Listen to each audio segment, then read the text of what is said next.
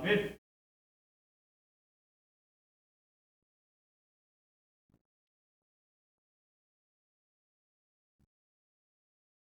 안녕하십니까? 네. 안녕하세요. 저희 안식일을 이렇게 맞이해서 여러분 뵙게 돼서 참으로 반갑습니다. 오늘 말씀을 시작하기에 앞서서 어저께 제가 드린 말씀 설교 제목 혹시 기억하십니까? 제가 어제 저녁에 그 답을 여러분에게 정답을 다 이렇게 좀 맞추는 시간을 가졌어야 되는데 여러분이 다 아실 것으로 생각해서 제가 그냥 넘어갔었는데 오늘 제가 피드백을 받아보니까 많은 분들이 잘 모르시는 것 같아요. 그래서 어제 12, 1, 10이었습니다. 그렇죠? 12, 1, 12였는데 12회를 혈증을 앓는 여인이 나왔었어요. 그리고 마지막에 12살 난 회당장 야율의 딸이 나음을 받았습니다. 가운데 있는 원이 뭘 의미할까요?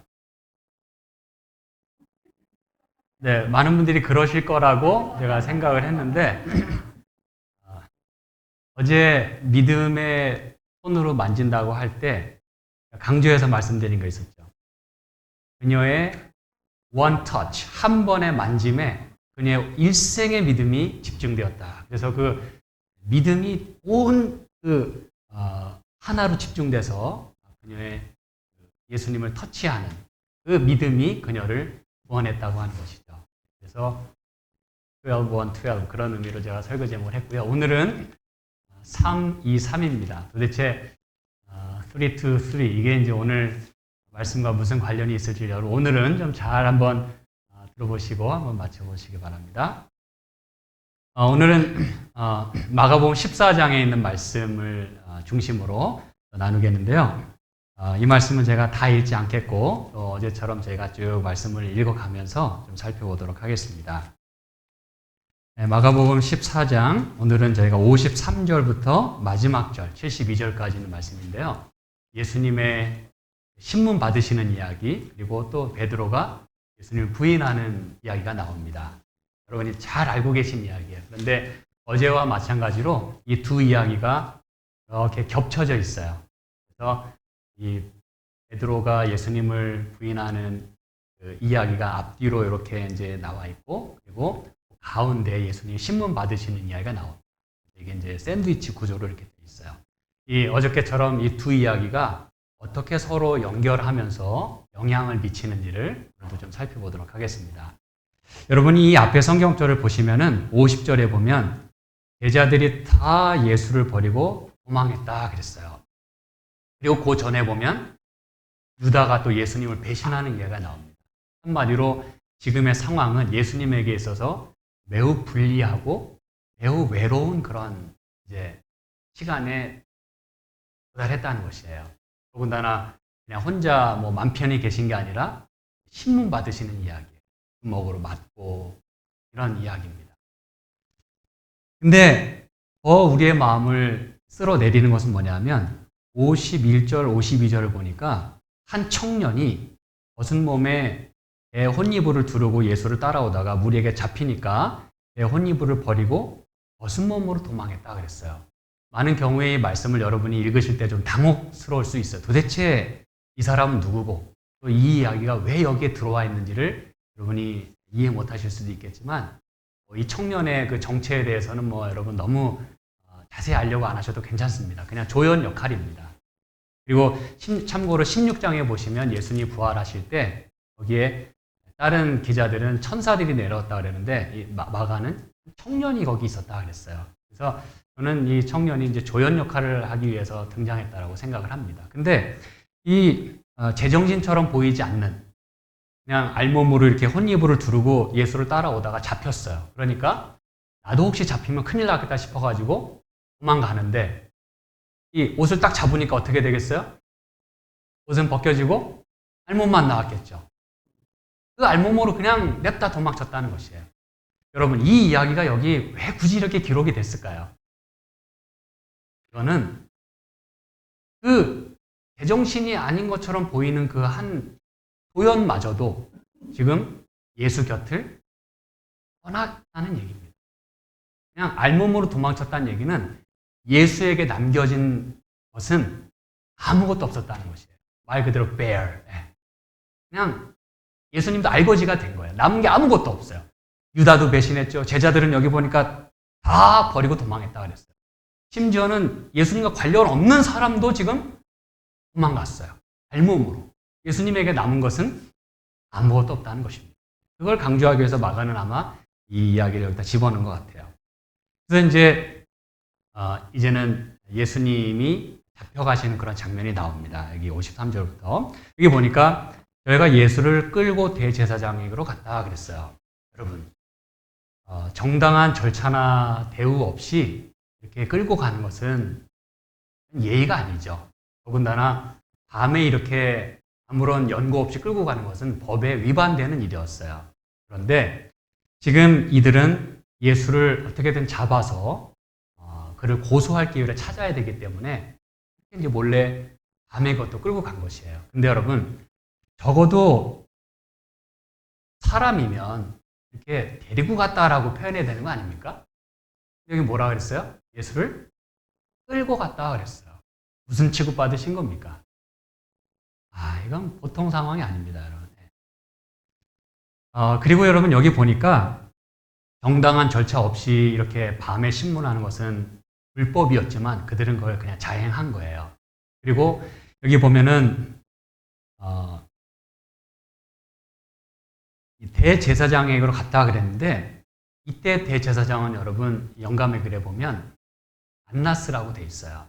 근데 원래 안나스는 이 당시에 현직 대제사장이 아니었습니다. 그 다음에 후임으로 가야바가 등장을 했는데 가야바는 이제 막 신출내기 대제사장이기 때문에 그에게 맡길 수가 없었던 거예요. 괜히 대제사장을 잡시고 하다가 실수라도 하면 이 좋은 기회, 예수를 이젠 제자가 팔아가지고 우리가 겨우 손에 넣는데 경험 부족으로 인해서 만약에 놓치게 된다면 이건 큰일이기 때문에 아주 노련한 전직 대제사장이 안나스가 여기에 등장한 겁니다. 그래서 이제 예수를 신문하게 되는 것이에요. 여기 보면 대제사장과 장로들과 서기관들이 다 모였다 그랬어요. 여러분, 우리가 이렇게 보면은 평소에는 친하지 않던 사람들도 건수가 생기면은 잘 모여요. 그렇죠? 예나 지금이나 비슷한 것 같습니다. 이 원래 제사장들과 장로들, 서기관들은 원래 친한 사람들이 아니에요. 틈만 있으면 서로 비난하고 잘못했다 그러고 욕하고 그런 사람들이 예수를 잡으려니까 지금 한자리에 모인 것이에요. 자, 이제 이런 상황에서 베드로가 예수를 멀찍이 쫓았다 그랬어요. 여러분, 이 멀찍이라는 부분에 여러분의 성경에다가 동그라미를 딱 쳐주시길 바랍니다. 굉장히 중요한 단어예요. 제가 이제 좀 이따 또 말씀드리겠어요. 그 다음에 이제 55절부터 쭉 신문하는 이야기가 나옵니다. 대제사장과 온 공회가 예수를 죽이려고 증거를 찾았어요. 그러나 서로 맞지 않았어요. 그리고 또 어떤 사람이 일어나서 예수를 고소했는데 또 증거가 안 맞아요. 근데 이제 결정적으로 57절에 어떤 사람들이 일어나 예수를 쳐서 거짓 증거하여 가로되, 여러분 마가는 분명히 여기서 거짓 증거라고 얘기하고 있어요. 그렇죠? 이게 왜 거짓 증거인지가 이제 바로 다음 절에 나옵니다. 우리가 그의 말을 들으니 손으로 지은 이 성전을 내가 헐고 손으로 짓지 아니한 다른 성전을 사흘에 지리라 하더라 하되, 오히려 그 증거도 서로 합하지 않았다 그랬어요. 왜냐하면 사실이 아니니까. 그렇죠? 여러분, 이 이야기가 정말 왜 거짓 증거인지 여러분 아십니까? 분명히 그들은 뭐라고 거짓 증거에 따랐어요? 우리가 그의 말을 들으니 손으로 지은 이 성전을 내가 헐고 손으로 짓지 아니한 다른 성전을 사흘에 짓겠다. 이 말이 사실인지 거짓인지 우리가 어떻게 알죠? 성경에 거짓이라고 했으니까 거짓이겠구나 그런가요? 이 자리에 여러분이 이제 다 알고 계신 내용이고 저도 또 잠시 후에 또 말씀드리겠지만 요한이 베드로와 함께 이제 이 안으로 들어갔거든요. 요한은 이 상황을 잘 알고 있어요. 그래서 그의 책에서 요한복음 2장에서 이렇게 얘기합니다. 그래서 요한이 여러분 이 부분에서 예수님이 하신 말씀을 일부러 이렇게 기록을 한 것이에요. 요한복음 2장에 보면 19절에 예수께서 대답하여 가라사대 너희가 이 성전을 헐라 내가 사흘 동안에 일으키리라 그랬어요. 그들이 거짓 증거한 거랑 맞아요, 틀려요? 틀려요. 그들은 뭐라고 거짓 증거했냐면 내가 이 성전을 헐고 사흘 만에 또 뭐 이렇게 했는데 예수님이 하신 말씀은 뭐냐면 너희가 이 성전을 헐라 그랬어요. 그리고서는 여기 요한이 분명히 그 다음에 그분의 뜻을 이야기합니다. 21절. 그러나 예수는 성전된 자기 육체를 가리켜 말씀하신 것이라 그랬어요. 그래서 요한은 여기 이렇게 이 말씀을 기록한 이유가 예수님이 신문 받으실 때 엉뚱하게 거짓되이 그렇게 고소를 받으셨음을 요한은 그걸 지금 말하고 싶은 것이에요. 그게 사실이 아니었다. 그건 거짓 증거였다.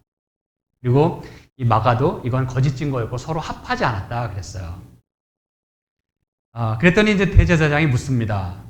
이 사람들의 너를 치는 증거가 어떠하냐? 그랬더니 예수님이 아무 대답도 하지 않으셨다 그랬어요.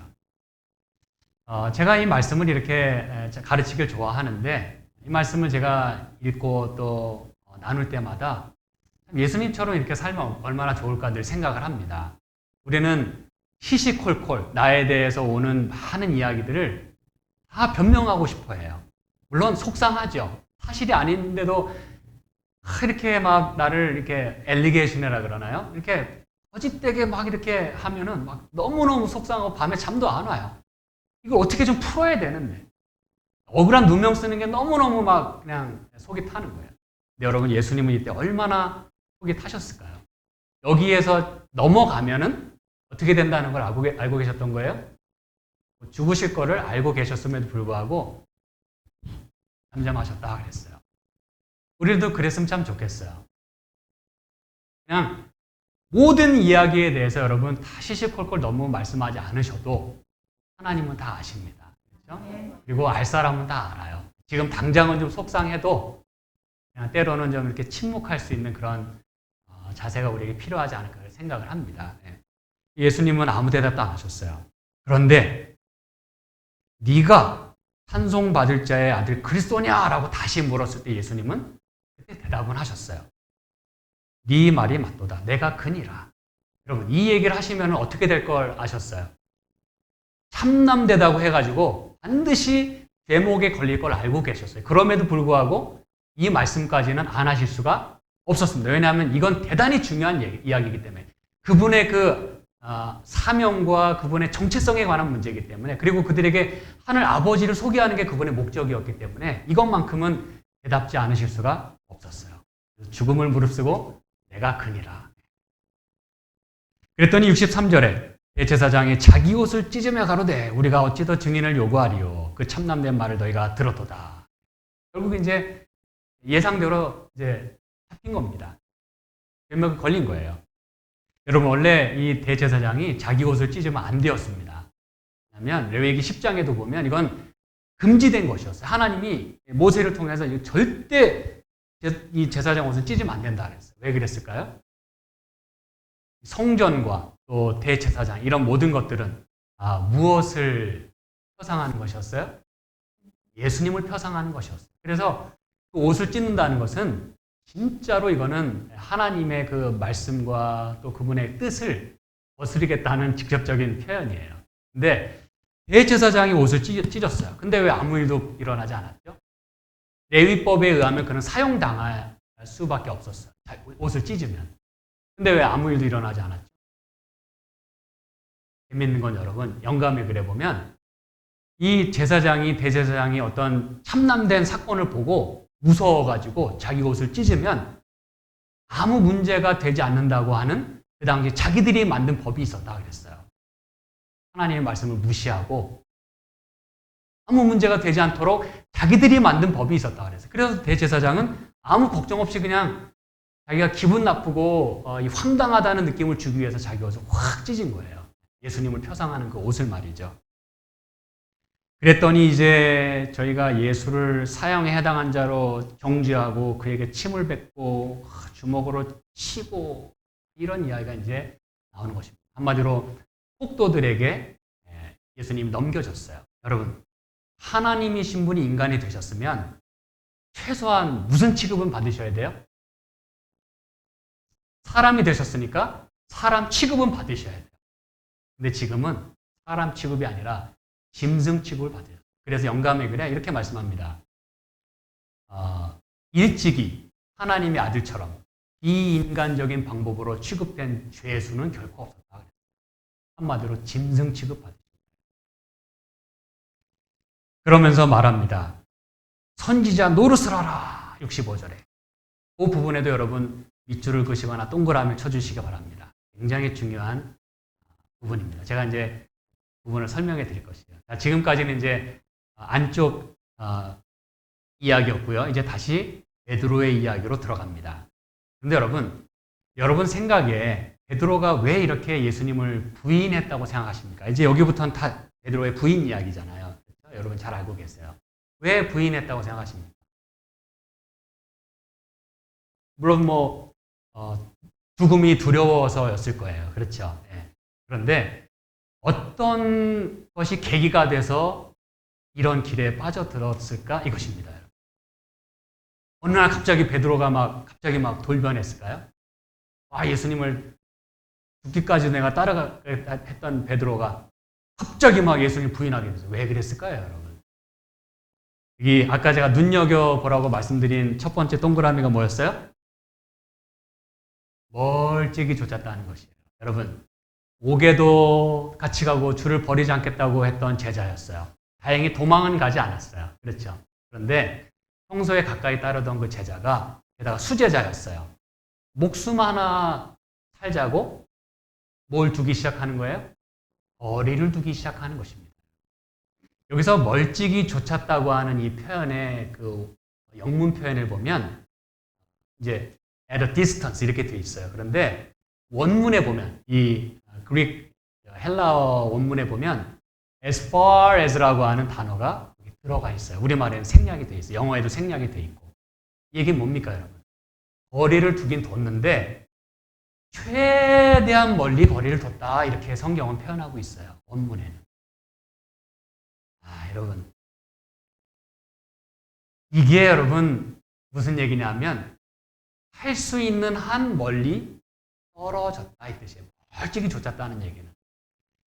이 단어가 사용된 그 바로 전 장에 보면 이 예가 나와요. 마가복음 13장에 보니까 예수님이 이렇게 말씀하셨습니다. 27절에 마가복음 13장 27절. 또 그때 저가 천사들을 보내어 자기 택하신 자들을 땅 끝으로부터 하늘 끝까지 사방에서 모으겠다라고 말씀했어요. 여기에 as far as라고 하는 단어가 들어가 있습니다. 어디에 해당할까요? 땅 끝으로부터 하늘 끝까지라고 하는 이 표현에 그 단어가 들어가 있어요. 이 마가가 의도적으로 여기에 쓴 이 표현을 그대로 거기에 썼다는 얘기가 무슨 얘기일까요? 베드로가 예수님을 따라가긴 하는데 예수님이 어떻게 될까 궁금해서 따라가긴 하는데 마음만큼은 얼마만큼 멀었다는 거예요? 땅 끝에서부터 하늘 끝까지의 마음만큼 거리를 뒀다는 거예요. 최대한 궁금하기는 한데 내가 가까이 갈 수는 없는 거예요. 어떻게 될지 몰라. 잡히면 끝이에요. 내 정체가 발각되면 나도 저 신세가 될까 봐 최대한 마음을 멀리 두었다는 것입니다, 여러분. 사실 여러분 베드로와 예수님과의 실제적인 거리는 그렇게 멀지 않았습니다. 왜 그럴까요? 이 베드로가 부인했을 때 예수님과의 눈이 마주쳤다 그러잖아요. 그렇죠? 그럼 여러분 서로의 눈을 확인할 정도의 거리라면 그게 그렇게 멀었을까요? 아마도 제가 여기 서 있으면 저 끝에 계신 분도 눈빛을 확인하기는 약간 어려울 수도 있어요. 그렇죠? 근데 눈빛을 바라보면서 그 예수님의 동정 어린 눈을 봤다고 하는 그 베드로의 마음을 우리가 읽을 수 있다면 적어도 그렇게 멀지 않았다는 얘기거든요. 근데 마음만큼은 그렇게 멀었어요. 마가복음 8장 34절에 보면 예수님은 이 제자들을 가르치실 때 이렇게 말씀했어요. 34절에 아무든지 나를 따라오려거든 자기를 부인하고 자기 십자가를 지고 나를 쫓을 것이니라. 여러분, 베드로는요 예수님을 부인할 게 아니라 뭘 부인했어야 돼요? 자기 자신을 부인했어야 돼요. 그런데 자기 자신이 살고자 하니까 누구를 부인했어요? 예수님을 부인했어요. 실제로 여러분 이 마음의 거리가 실제 거리를 얼마만큼 떨어뜨릴 수 있는지를 여러분이 이제 보시게 될 텐데요. 여기 마가복음 14장 오늘 본문에 54절에 보면 베드로가 예수를 멀찍이 쫓아서 대제사장의 집들 안까지 들어갔다 그랬어요. 베드로는요 상당히 깊숙한 곳까지 들어갔어요. 집들 안까지 들어갔는데 점점 상황이 좀 아주 지금 이상하게 돌아가는 거예요. 이게 지금 보통 상황이 아닌 거예요. 예수가 막 맞고 터지고 지금 수욕을 당하고 난리가 났어요. 그러다 보니까 66절에 보니까 베드로는 어디에 있다고 여기 표현했어요? 아랫뜰에 있다 그랬어요. 여러분 집들 안에서 언제 아랫뜰까지 내려갔습니까? 공간적 이동이 벌써 이루어졌어요. 그 다음에 여기 68절에 보니까 이렇게 베드로가 부인하여 가로되 막 하면서 맨 마지막에 보니까 어디로 나아갈세? 앞뜰로 나갈세 그랬어요. 여기 앞뜰이라는 건 여러분 영문 표현에 보면 entry gate입니다. entryway. 이게 뭐예요? 어디에 있다는 겁니까? 문 바로 옆에 있다는 얘기예요. 여차하면 도망가기 위해서 지금 문 앞에 있는 거예요. entryway. 출입 통로에 있는 것이에요. 그 안쪽까지 따라갔던 베드로가 점점 마음을 멀찍이 줬다 보니까 이제 실제적인 거리까지 점점 뒤로 빠지는 것이에요. 여러분 이런 거 눈여겨보셨습니까? 전에? 이게 지금 베드로의 상태를 여기 보여주고 있어요. 예수님은 지금 죽음을 향해서 정중앙으로 계속 들어가십니다. 안으로 들어가고 계세요. 그런데 베드로는 살기 위해서 지금 계속 바깥으로 움직이고 있어요. 여기 지금 선생 예수는 죽음을 무릅쓰고 진실을 이야기하고 있어요. 내가 근이라. 근데 지금 베드로는 살고자 거짓말을 하고 있어요. 이게 지금 선생 예수와 수제자 베드로의 상황이 대조되고 있는 것입니다. 저와 여러분의 상태는 어떻습니까? 뭔가 주님을 이렇게 거리를 두고 또 손해가 나면 여차하면 도망가고 이익이 생길 것 같으면 안으로 들어가고 혹시 그러지는 않습니까, 여러분? 우리는 주님과 가까이 할 수 있는 그런 시간과 공간 안에 우리를 둘 수 있어야 할 것입니다. 오늘 이 자리에 여러분이 이렇게 오신 것은 시간과 공간 속에서 하나님과 가까이 있기를 원해서 여러분이 나오셨어요. 잘하셨습니다. 온라인으로 보고 계신 여러분들 괜찮습니다. 여러분의 마음이 지금 비록 공간에 떨어져 있어도 마음으로 하나님과 매우 가깝게 우리 성도들과 함께 이 자리에 함께 계실 줄 제가 믿습니다. 그래서 우리는 그러한 실제적인 노력을 우리가 기울여야 할 필요가 있다는 것입니다, 여러분. 아멘. 베드로의 신문은 이 베드로의 부인은 예수님의 어떠한 신문과 이 고난 속에서도 사실은 가장 가슴을 아픈 일이었습니다. 왜냐하면 수제자가 부인하게 된 것이죠. 예수님 모른다고 한 것이죠. 그렇죠? 여러분 거리를 두다 보니까 욕도 하게 되고 저주도 하게 되고 부인도 하게 되는 것이에요. 점점 보면 강도가 세지는 것을 봅니다, 여러분. 그렇죠? 그런데 여기 이 베드로가 예수님을 부인하는 모습 가운데 우리가 눈여겨서 살펴볼 한 가지가 있어요. 뭐냐면 아까 제가 이 68절에 제가 보니까 마가복음 14장 68절 베드로가 부인하여 가로되 나는 내 말하는 것이 무엇인지 알지도 못하고 깨닫지도 못하겠노라 그랬어요. 여기 보니까 베드로는 처음에 너도 예수님의 제자지라고 이렇게 물음을 당했을 때 뭐라고 지금 얘기했다고요? 나는 네가 지금 말하는 것을 내가 모르겠다 그랬어요. 그 얘기는 뭐예요? I don't know what you're talking about. 그렇죠? 네 말하는 게 도대체 뭔 말이냐? 난 모르겠다 내가. 근데 여러분 점점 강도가 세지다 보니까 여기 70절에 보면은 71절 베드로가 저주하며 맹세하되 여기 이제 강도가 세진 거거든요. 저주하고 맹세까지 하면서 나는 너희의 말하는 뭘 알지 못하노라? 누구요? 이 사람을 알지 못하노라 그랬어요. 차이점을 아시겠어요, 여러분? 처음에는 네가 말하는 걸 내가 모르겠다 그랬어요. 근데 이제 끝에는 아주 끝자락에 왔을 때는 이 끝판에 왔을 때는 저주하고 맹세하며 말하기를 나는 네가 말하는 그 사람을 알지 못한다. 나는 이 사람을 알지 못한다 그랬어요. 누구를 부인한 것입니까? 예수를 부인한 것이에요. 처음에는 예수님이 말한 예수에 관련된 거를 내가 모른다 그랬어. 내가 뭘 말하는지 모르겠다. 근데 여러분 이때쯤 되니까 관계를 부정하게 되는 것이에요. 무섭지 않습니까, 여러분? 우리들도요, 이 교회 생활 하다가 또 신앙 생활 하면서 성도들끼리 회의하다가 이슈 갖고는 좀 싸울 수 있어요. 괜찮아요. 이슈는 언제든지 있어 왔어요. 그렇죠? 이슈 갖고는 티격태격해도 괜찮아요. 근데 여러분, 그게 도를 벗어나면 관계가 깨지고 맙니다. 사람을 이제는 부정하고 사람을 욕하게 되는 것이에요. 문제를 가지고 얘기하는 건 괜찮아요. 근데 그 문제 때문에 나중에는 사람까지 미워지고 사람까지 우리가 버리게 되는 거예요. 지금 베드로는 예수님의 그 하나님 되신 예수님과의 관계를 지금 부인하고 있는 것이에요. 근데 여기 더 우리의 마음을 썰어내리는 것은 뭐냐면 70절에 보니까 다시 베드로에게 말하되 너는 갈릴리 사람이니 참으로 그 당이다 그랬어요. 아주 결정적으로 그 포인트를 찍었어요. 아주 피하지 못하게 너 갈릴리 사람이지 딱 찍었어요.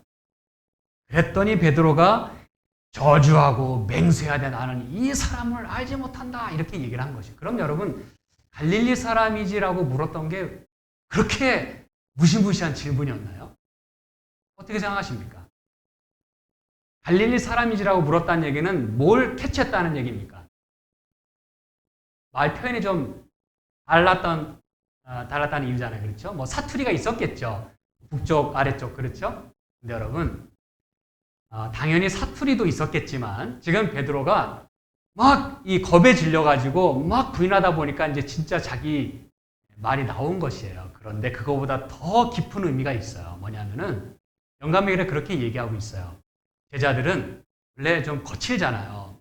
이렇게 예수 알지 못하던 때는 막 자기 힘 자랑하고 하던 사람들이었는데, 근데 예수를 따라다니면서부터 이제 제자가 됐잖아요. 사람들이 이제 예수를 존경하고 그러다 보니까 자기들도 이렇게 선망의 대상으로 보고, 예수가 막 기적행하고 그럴 때는 내가 예수 제자입니다. 이렇게 이제 할 수 있었다는 얘기예요. 그리고 예수가 막 설교하고 그럴 때 사람들이 막 좋아하고 이런 거 보니까 그래 예수 따라가면 이런 영광도 얻는구나.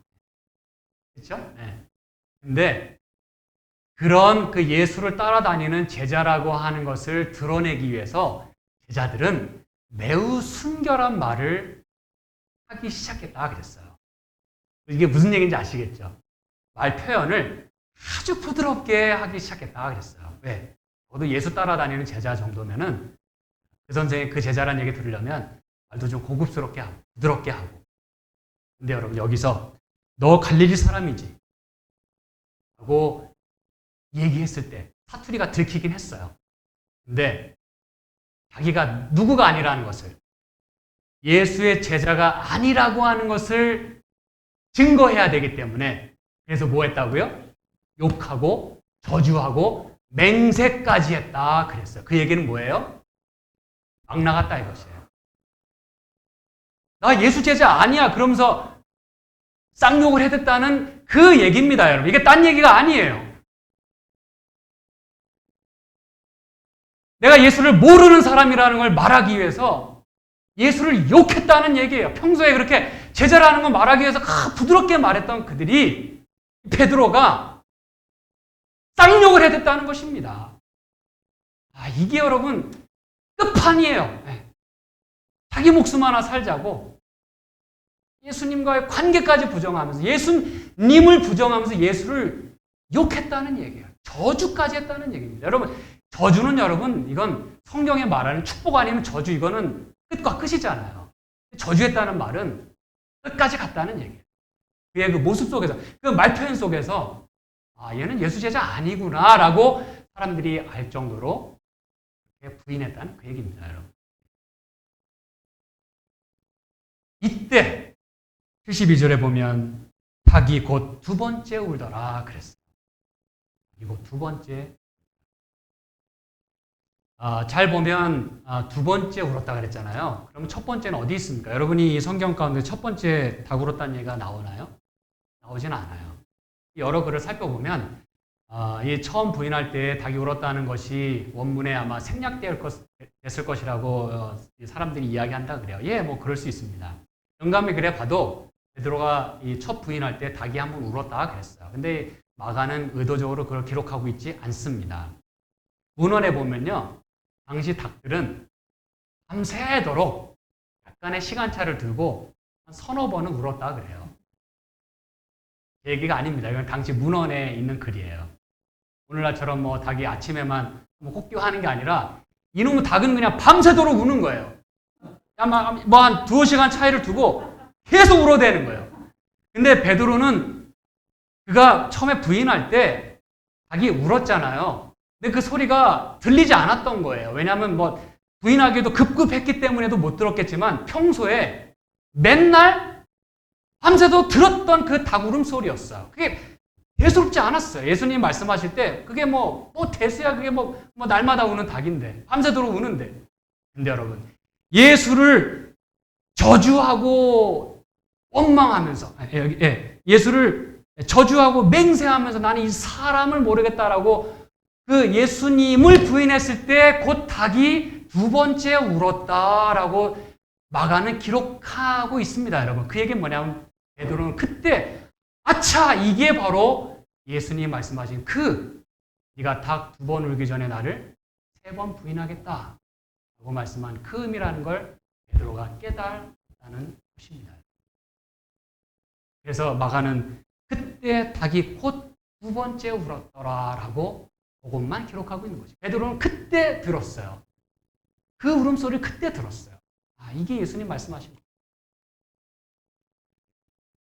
베드로는 주님과 함께 5개라도 같이 가겠다고 호언장담했었어요. 근데 불과 몇 시간 전에 그 자기의 서원을 까마득하게 잊어버렸고 실수했어요. 여기 이제 성경 기자는 말합니다. 베드로가 예수께서 자기에게 하신 말씀이 기억되고 생각하고 울었다 그랬어요. 여기 생각했다는 표현은 그냥 그랬지 이게 아니라 원문에 의하면 beat upon himself, 자기 자신을 내려쳤다는 뜻입니다. 그리고 또 다른 표현에 보면 broke down이라는 의미가 있어요. 뭐냐? 목장이 무너져 내렸다는 것입니다. 다 무너져 버린 거예요. 그가 지금까지 쌓아왔던 그 믿음의 탑이 한순간에 와르르 하고 무너졌다는 그 뜻입니다. 그래서 울면서 영감의 글에 보면 그 예수님이 기도하시던 그 겟세마네 동산에 달려가가지고 아주 엎드리고 죽기를 구하며 통곡했다, 그렇게 기록을 합니다. 내가 얼마나 이 인간답지 못했는지, 제자답지 못했는지 너무너무 속상해서. 근데 여러분, 우리는 이런 베드로의 그런 모습 속에서 65절에 그에게 침을 뱉으며 그의 얼굴을 가리고 주먹으로 치며 가로되 그랬잖아요. 여기 쳤다고 하는 그 표현과 지금 그게 이제 안쪽 이야기잖아요. 바깥쪽 이야기와 지금 대꾸를 이루고 있는 것이에요. 이 베드로는 영감의 글에 보면 한 하석이 예수님을 주먹으로 탁 내리치는 걸 봤다 그랬어요. 그러면서 자기 자신을 내려친 것이에요. 내가 이러면 안 되었는데. 지금 대꾸를 이루고, 지금 한쪽에서는 예수님이 맞고 계세요. 근데 베드로는 지금 그 예수님 부인했어요. 그런데 예수님을 바라보자마자 예수님이 맞는 모습을 보면서 내가 실수했고, 그러면서 자기 자신을 내려하는 그 얘기입니다. 우리는 이 베드로가 부인한 이 이야기를 통해서 꼭 밝혀져야 할 사실이 하나 남아있음을 우리는 나누어야 합니다. 그것은 바로 아까 제가 두 번째 동그라미를 치라고 말씀드렸던 게 뭐예요? 선지자 노릇입니다, 여러분. 이 선지자 노릇을 하라라고 이제 여기 사람들은 이야기했다 그랬는데, 사실 여러분 이 다른 복음서 기자들은 누가 너를 내려쳤는지를 알아맞혀라. 그런 의미에서 선지자 노릇을 하라. 그렇게 물었다 그랬어요. 그런데 이 마가는 의도적으로 누가 너를 내리쳤는지라는 말을 빼고 그냥 선지자 노릇을 하라. 이렇게 얘기했다 그랬어요. 목사님께서도 말씀 전에 하신 거 기억합니다만 마가가 사복음서 중에서 제일 먼저 사용이 쓰여졌다고 여러분 들으셨잖아요. 그렇죠? 그래서 이 그 마가의 글에 의하면 누가 쳤는지에 대한 얘기를 빼고 선지자 노릇하라. 그렇게 이제 사람들이 얘기했다는 것이에요. 그럼 여러분, 무엇을 선지자 노릇하라고 이렇게 하는지를 말하고 있지 않는 이유가 여기에 있습니다. 왜냐하면 예수님이 말씀하신 것이 반드시 이루어진다는 것을 말씀하기 위하여 선지자 노릇을 하라라는 표현만 마가가 의도적으로 썼다는 것입니다. 여러분, 예수님이 선지자 노릇 하셨나요? 하셨어요? 안 하셨어요? 하셨죠? 적어도 지금 베드로에게는 무슨 선지자 노릇 하셨습니까? 네가 자기 두 번을 기준에 네가 나를 3번 부인하겠다라고 예언하셨어요. 맞습니까? 근데 이루어졌습니까? 이루어졌어요. 예수님 선지자십니까? 맞습니다. 선지자 노릇 잘 하셨나요? 맞습니다. 그렇다면 마가가 뭘 얘기하고 싶은 걸까요? 예수님이 이렇게 베드로가 부인할 것을 내다보시고 다 말씀하신 것이 이루어졌다는 것을 여러분이 확인하셨다면 그분이 하시는 다른 말씀 또한 반드시 이루어질 거라고 하는 것을 우리에게 말씀하길 원하시는 거예요. 게다가 예수님이 이 스토리 가운데서 유일하게 말씀하신 게 뭐예요? 아까 62절에 예수께서 이르시되 이 딱 한 말씀 하셨어요. 내가 큰일이라고 말씀하면서 뭐라고 말씀하셨어요? 인자가 권능자의 우편에 앉은 것과 하늘 구름을 타고 오는 것을 너희가 보리라라고 말씀하신 그 예수님 말씀 또한 반드시 이루어질 것임을 마가는 우리에게 말씀하기를 원하시는 것입니다. 여러분. 예수님의 이 스토리는 여기서 끝나지 않는다는 것을 말하고 싶은 것입니다. 예수님 비록 잡혀서 돌아가실 것이겠지만 죽으실 것이겠지만 그분은 거기서 끝나는 게 아니라 다시 하늘 구름을 타고 권능자 우편에 계신 그 하나님 예수님께서 우리를 데리러 다시 이 땅에 오실 것을 말씀하기를 원하시는 거예요. 그거 분명히 이루어지겠다는 것입니다, 여러분. 그래서 마가는 의도적으로 선지자 노릇을 하라고 여기 말씀하고 있는 것이에요. 예수님은 분명히 말씀하신 게 이루어졌고 그분의 하신 다른 말씀 또한 이루어질 것이었습니다. 우리는 이 예수님의 선지자 노릇의 그 묘미를요, 누가복음에서도 찾아볼 수 있습니다. 누가복음 22장에 보니까 이렇게 말씀합니다.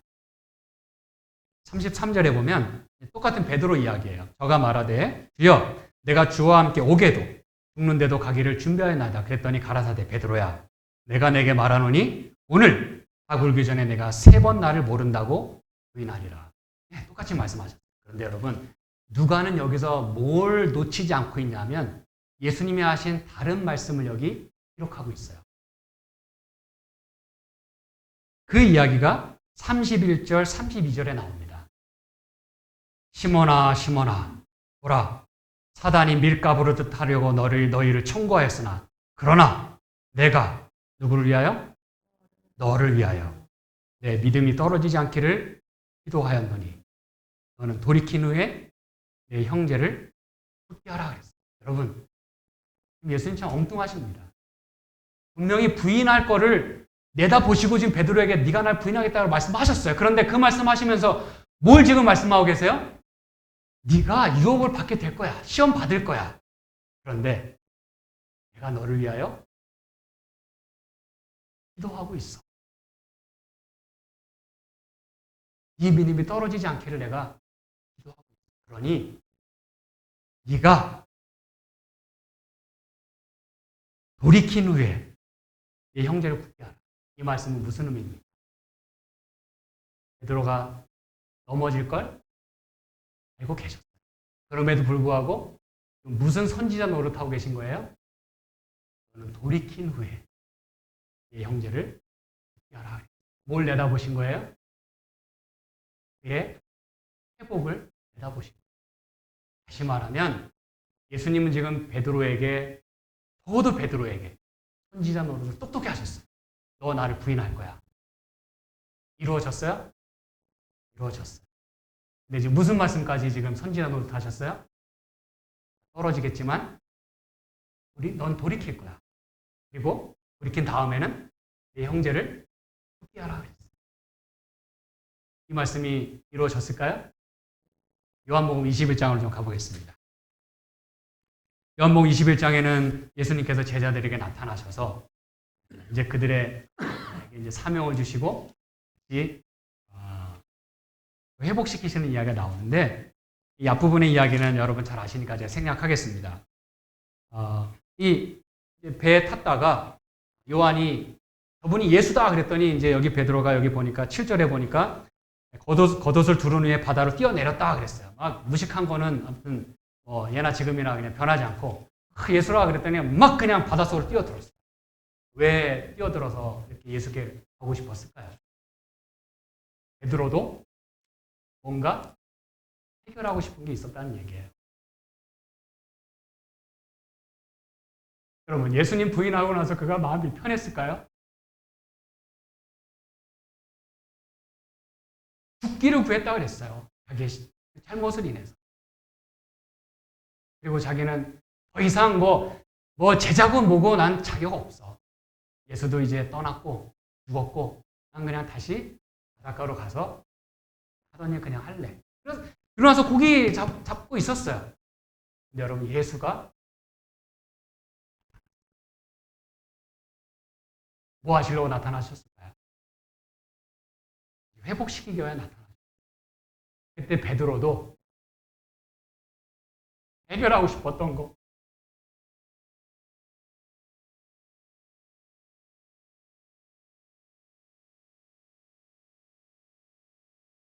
아마 다 고백하고 싶었을 거예요. 수제자라고 이렇게 떵떵거렸는데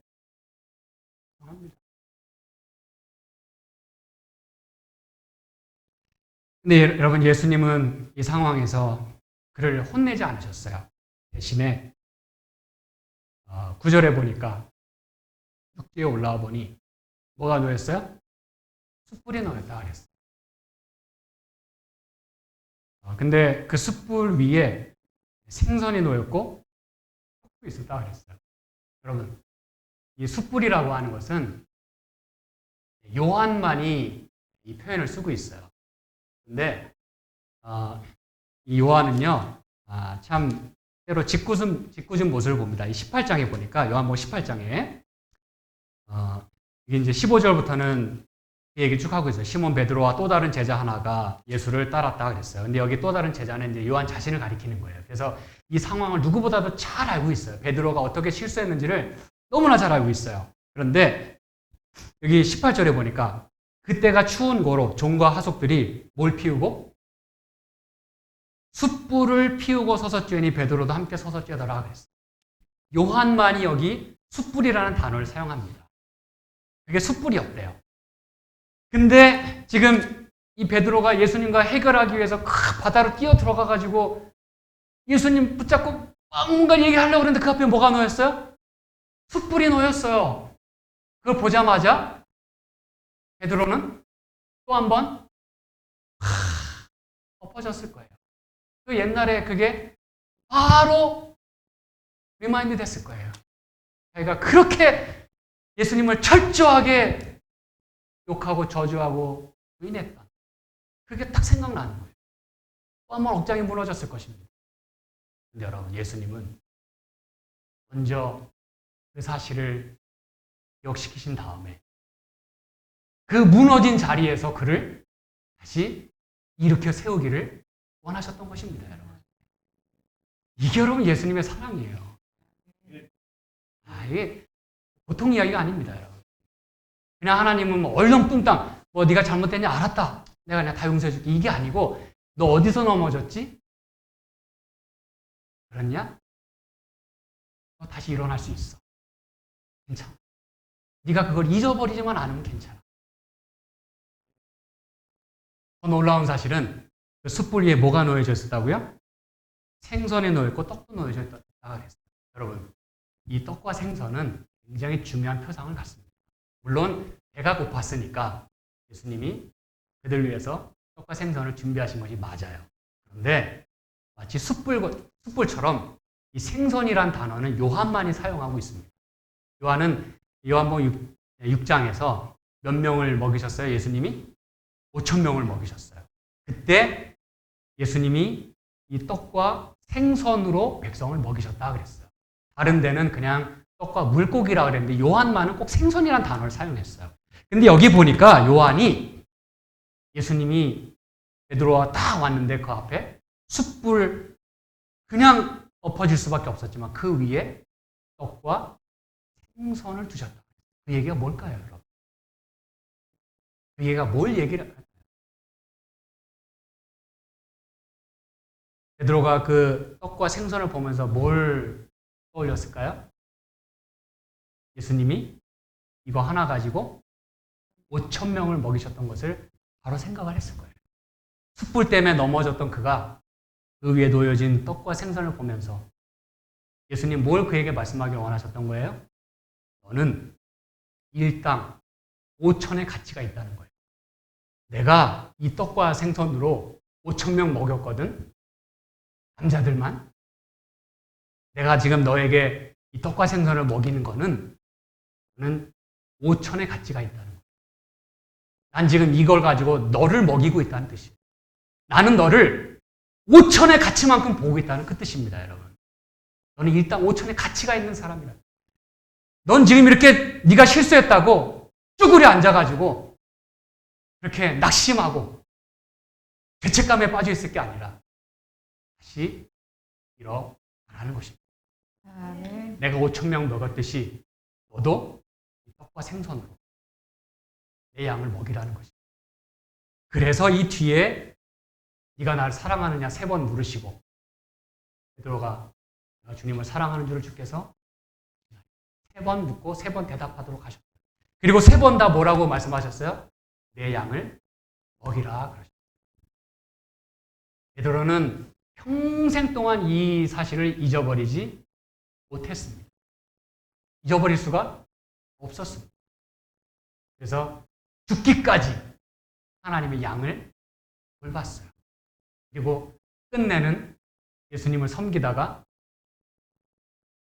십자가 형을 거꾸로 매달려서 문헌에 보면 이렇게 순교를 했습니다. 이게 베드로의 실수와 부인과 그리고 회복의 이야기인 것입니다, 여러분. 저는 이제 말씀을 제가 마무리하면서 예수님은 우리가 실수하고 실패할 것을 다 알고 계셨어요. 다 내다보시지만 동시에 우리가 또한 회복할 것도 내다보시고 또 충성할 것도 내다보신다는 것입니다. 저와 여러분이 혹시 오늘 예수님께로부터 혹시 좀 멀어져 있습니까? 예수님께 충성을 해야 할 만큼 하지 못하고 계십니까? 뭔가 문제가 생기고 답답하고 속상하고 저 사람 때문에 내가 상처받아서 좀 뒷전에 물러가 계시진 않습니까? 사랑하는 여러분이시죠? 오늘 예수님께서 여러분의 마음을 치유해 주시길 간절히 바랍니다. 여러분이 그렇게 속상해하고 넘어졌던 그 자리에서 다시 하나님께서 여러분을 일으켜 세우시기를 간절히 소망합니다.